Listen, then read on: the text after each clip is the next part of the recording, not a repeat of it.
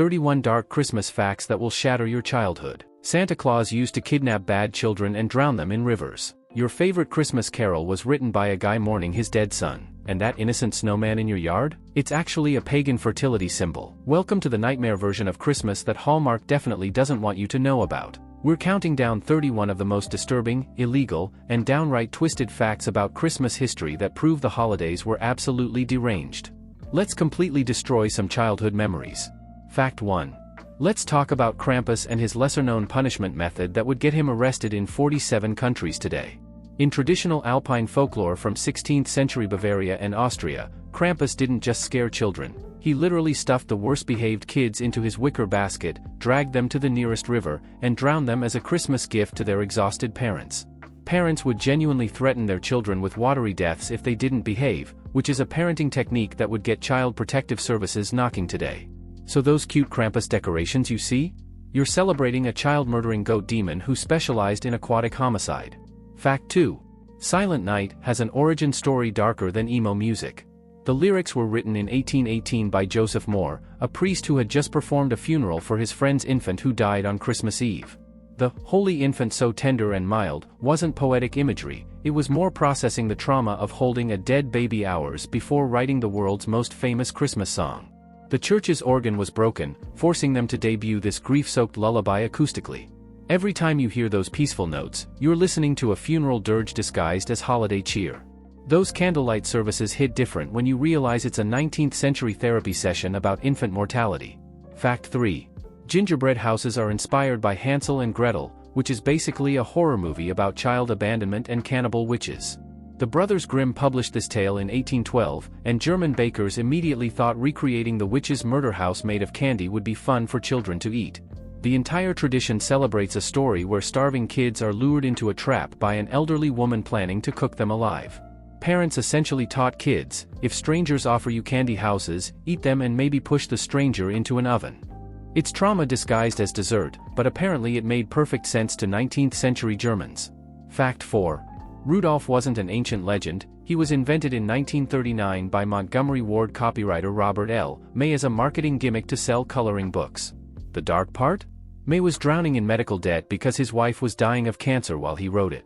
He created Rudolph as an allegory for being an outcast and failure, channeling his depression about his dying spouse into a children's story about a bullied reindeer.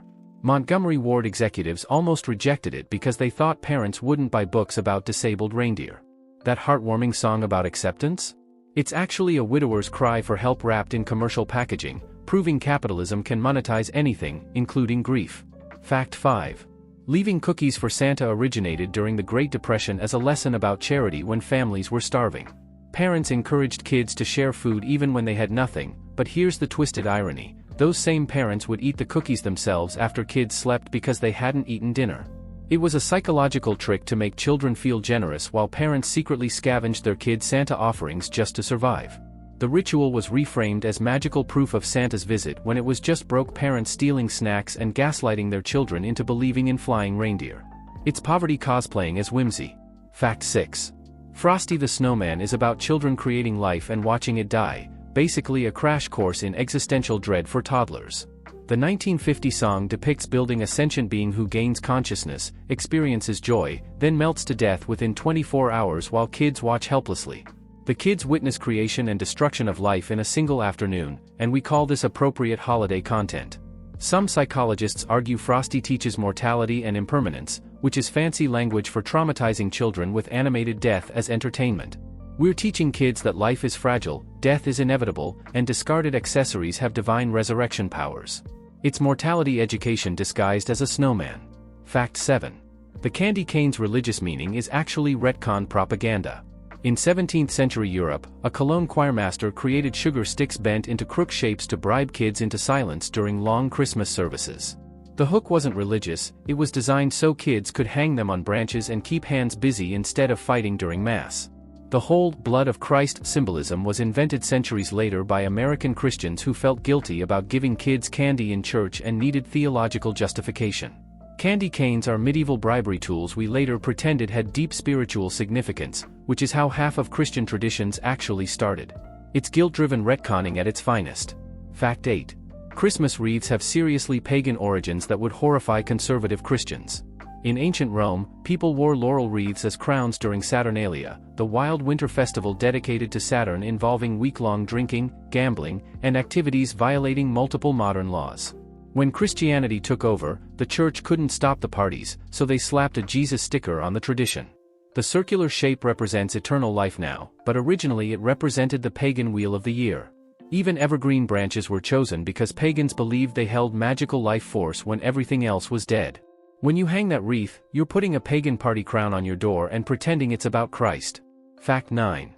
The Christmas pickle ornament that millions of Americans hide on trees, believing it's an old German tradition, is completely fake, created by American marketing departments in the 1890s. If you ask actual Germans about Weihnachtsgurk, they'll look at you like you're insane because it absolutely doesn't exist in Germany and never has. Woolworths and other stores had imported too many glass pickle ornaments and needed a story to sell them. They literally invented fake cultural heritage, and Americans bought it so completely that we now defend it as authentic. Some families have practiced this for 4 generations based on a lie from a defunct department store. It's capitalism's greatest achievement, convincing millions that a glass vegetable is sacred ancestry. Fact 10. Eggnog was created by medieval British monks to show off wealth when eggs, milk, and alcohol were expensive luxuries.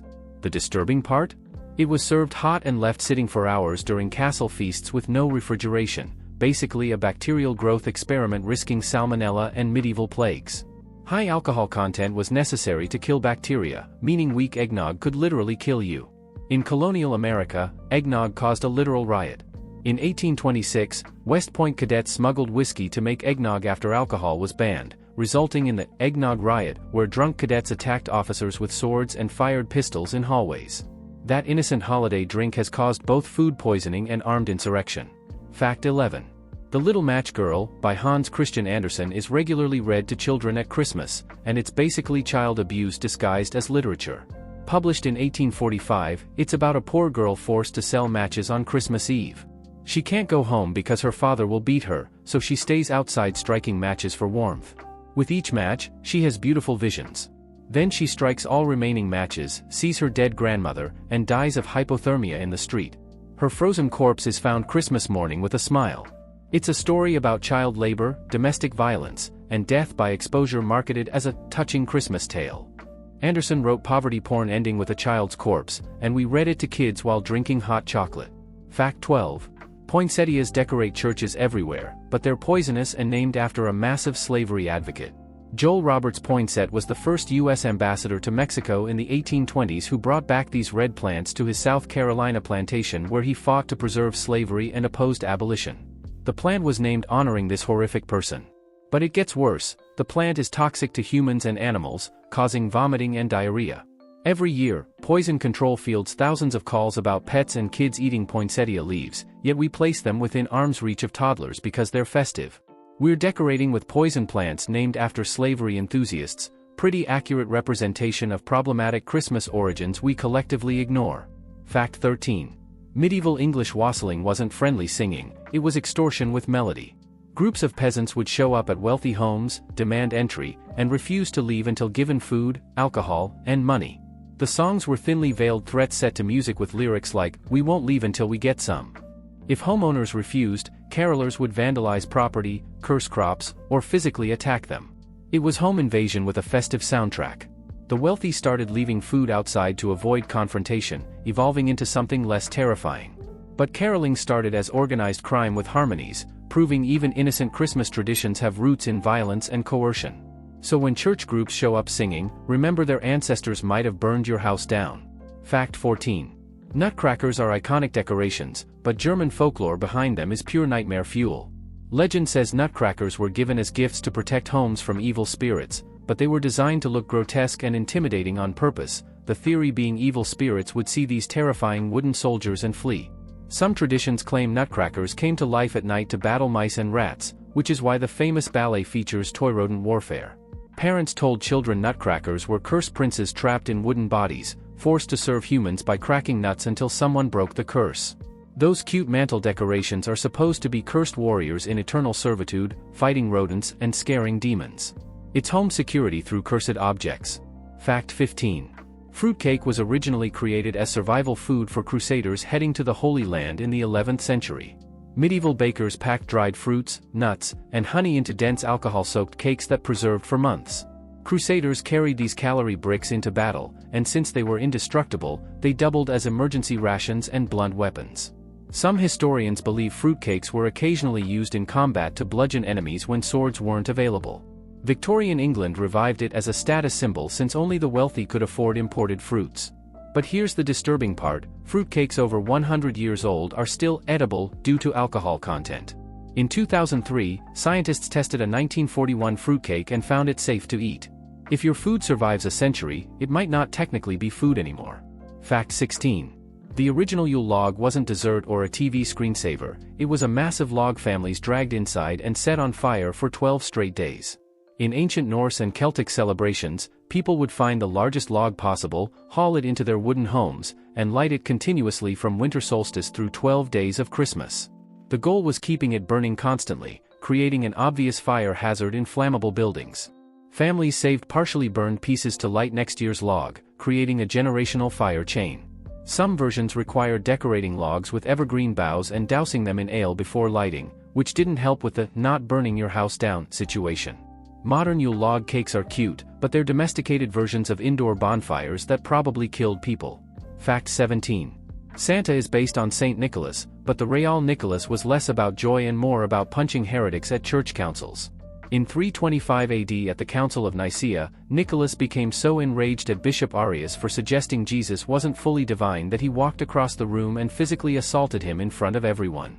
He straight up punched another religious leader during an official church meeting, getting temporarily stripped of his bishop status until others decided his passion was admirable. The jolly gift giver we celebrate responded to theological disagreements with violence. There are also legends that Nicholas resurrected 3 murdered children chopped up and stored in brine by an innkeeper planning to serve them as ham. The patron saint of children has an origin story involving punching colleagues and investigating child murder cannibalism. Fact 18. White Christmas, the most commercially successful holiday song ever, was written by Jewish immigrant Irving Berlin in 1942 while homesick in sunny California, longing for snowy New York Christmases he never celebrated because he was Jewish. The song is literally a Jewish man's nostalgic fantasy about a Christian holiday he didn't practice, becoming the defining Christmas anthem for a generation. But it gets darker. Berlin wrote it shortly after his infant son died on Christmas Day in 1928, so Christmases I Used to Know is actually mourning both a place and a child. The song is grief disguised as nostalgia, performed by Bing Crosby for World War II troops overseas. The most famous Christmas song is a Jewish immigrant's memorial to his dead son, repackaged as generic holiday cheer for Christian soldiers fighting a world war. Fact 19. Mistletoe is marketed as the plant of romance, but ancient Druids harvested it using golden sickles while wearing white robes, then used it in rituals involving animal sacrifice. Druids believed mistletoe was sacred because it grew without touching earth, parasitically living on trees, existing between worlds of living and dead. The ritual required catching cut mistletoe in white cloth before it touched ground to preserve power, then sacrificing 2 white bulls. If mistletoe touched earth, the ritual failed and crops were doomed. The kissing tradition comes from Norse mythology where goddess Frigg declared mistletoe should symbolize love after it was used to kill her son Baldur, an insane way to honor a murder weapon.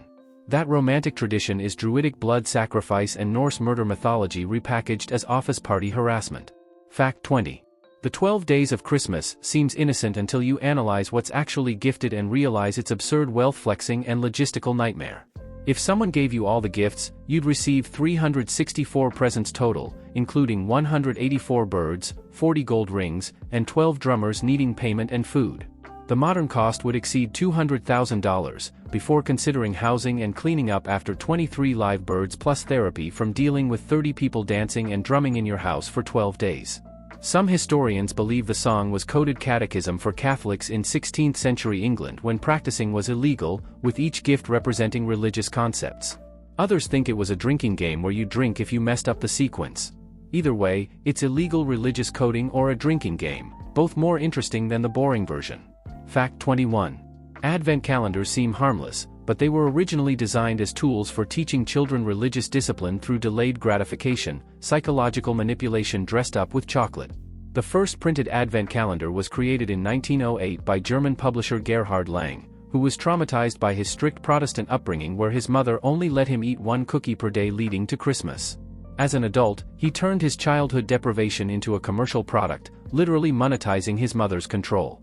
Calendars originally contained religious images and Bible verses, not candy, because the point was spiritual preparation, not fun. Modern chocolate versions appeared in the 1950s when companies realized they could sell more calendars by adding sugar to psychological conditioning. It's behavioral conditioning disguised as tradition, and we pay to impose it on our kids. Fact 22. Baby, It's Cold Outside was written in 1944 by Frank Loesser for him and his wife to perform at parties as a passive-aggressive way to tell guests to leave. But the song has aged like milk because lyrics now depict a woman trying to leave while a man pressures her to stay against her wishes. Lines like, say, "What's in this drink?" have taken on darker meaning in the post-Rohypnol awareness era, and "The answer is no," followed by continued persuasion isn't cute, it's harassment transcript. For decades, this was considered playful Christmas duet, but modern audiences correctly identify it as musical depiction of someone ignoring consent.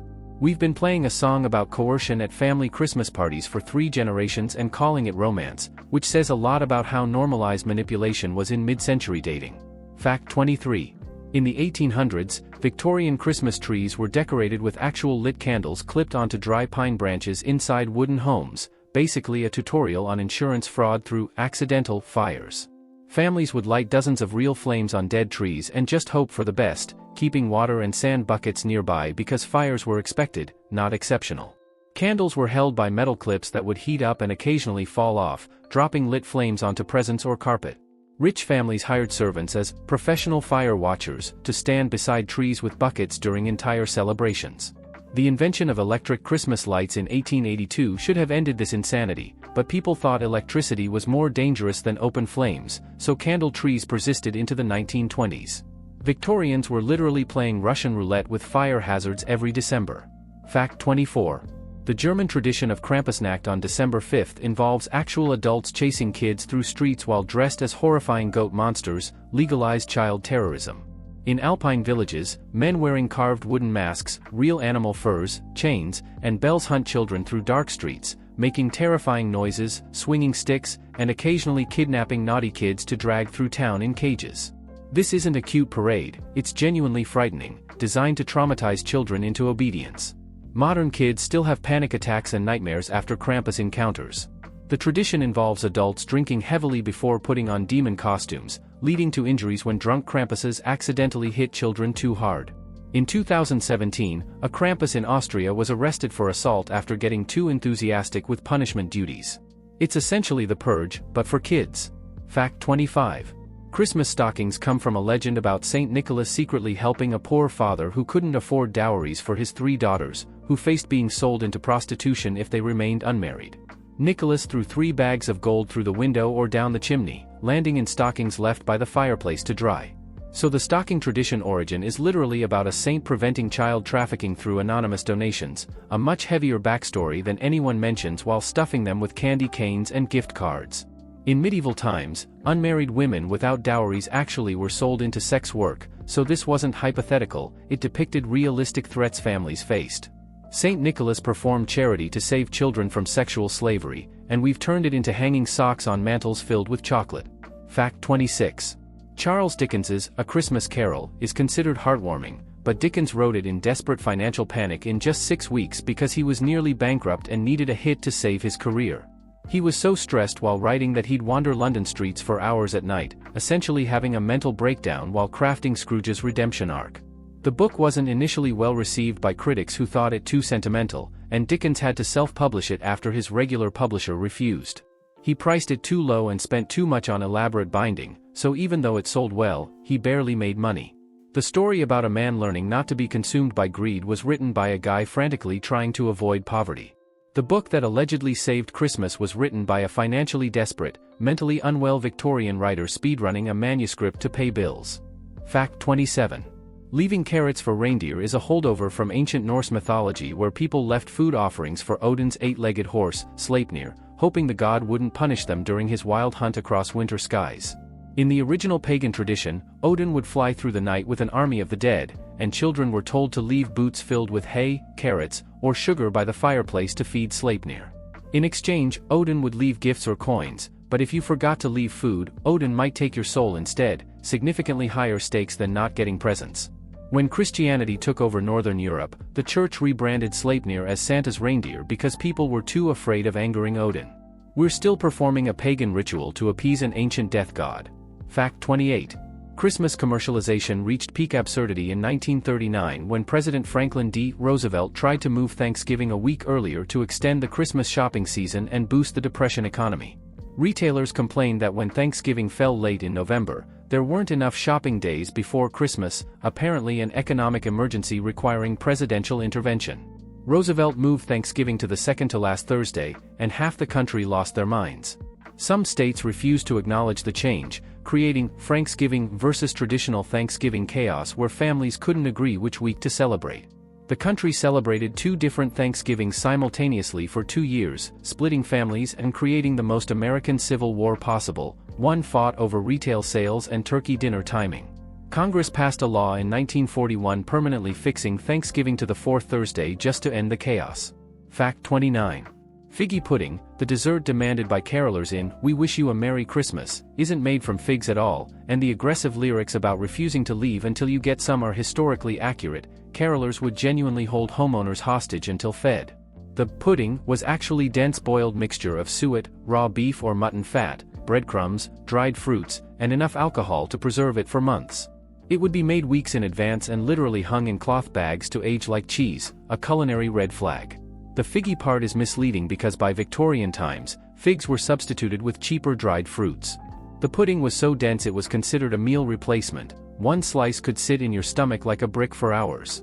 Setting it on fire with brandy before serving was theatrical and practical. Flames would burn off overwhelming alcohol content. Fact 30. The North Pole as Santa's home is a fabrication created by American cartoonist Thomas Nast in the 1860s, and it makes zero geographic sense for toy production logistics. There's no land at the North Pole, just floating ice sheets on the Arctic Ocean, meaning Santa's workshop would be a constantly drifting ice platform dealing with polar bears, 6 months of darkness, and temperatures freezing elves solid. Nast picked the North Pole specifically because it was unreachable and couldn't be disproven. Brilliant marketing for a fictional character. Before Nast, different cultures placed Santa's home in various locations. Scandinavia said Lapland, the Dutch said Spain, Germans said the Black Forest. The decision to standardize his location at the North Pole was purely to create a unified American myth and make him seem magical and inaccessible. The concept of toy manufacturing there is economically insane. No natural resources, no infrastructure, no supply chains. Fact 31. The modern image of Santa Claus being fat and jolly is actually a result of Coca-Cola's 1930s advertising campaign, but it also contributed to normalizing obesity as a positive character trait in ways that public health officials now find problematic. Before Coca-Cola's artist Haddon Sundblom created the standardized red-suited, round-bellied Santa, Father Christmas figures were depicted in various sizes and even as thin or athletic in some cultures. Sundblom's Santa was specifically designed to be non-threatening, warm, and approachable, which meant making him overweight, rosy-cheeked, and perpetually smiling. This image links obesity with positive moral qualities like kindness and joy, while implicitly suggesting thin people are less generous. We've created a cultural icon whose defining characteristic is being extremely overweight, and we market him to children as the ultimate good guy. Coca-Cola successfully changed global perception of a folkloric figure to match their brand colors, and that image stuck for a century. So there you have it, 31 reasons why Christmas history is absolutely unhinged and your ancestors were operating on questionable logic at best.